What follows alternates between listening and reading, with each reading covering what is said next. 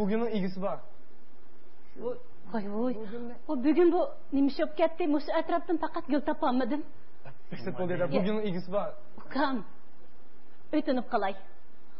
Bu bir desti gülünüzü bana setip verin. Bu bir desti gülünüz men için tolumu kıymetlik.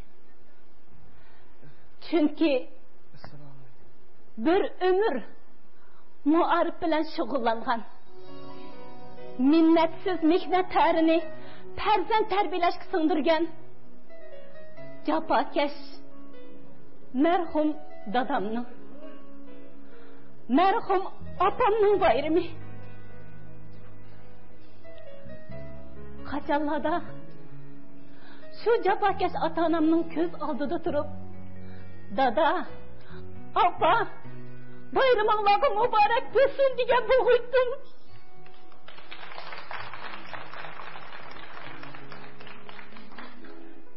Ötünüp qalayskam. Muşu bir desti gülünüzni men o'qituvchimga sovg'a qilay. Assalomu alaykum bolalar. Va alaykum assalom buva. Mana hada akla bugünün ilgisi şu.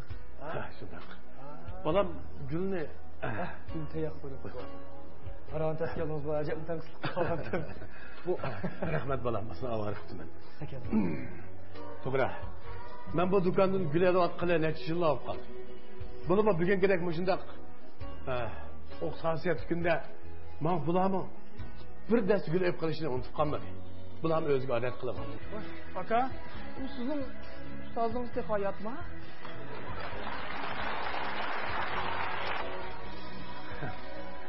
To'g'ri. Mening ustozim bo'lgan. Shu ustozim bo'lganligi uchun mening bugunim bo'lgan.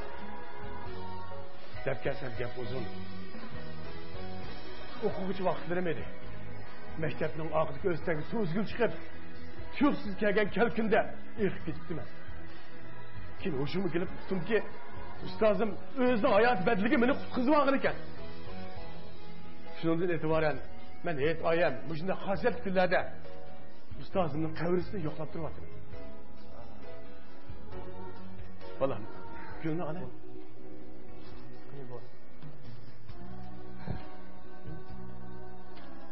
Bu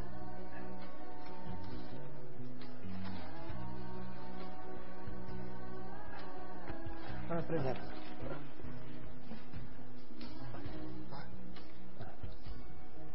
O'qituvchi degandan ko'ngli dengizdimi cho'nqur.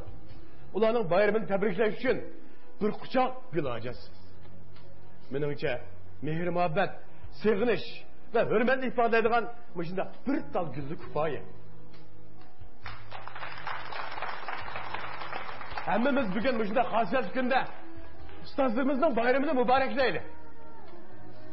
Sevimli ustozlar, bayramingiz muborak bo'lsin.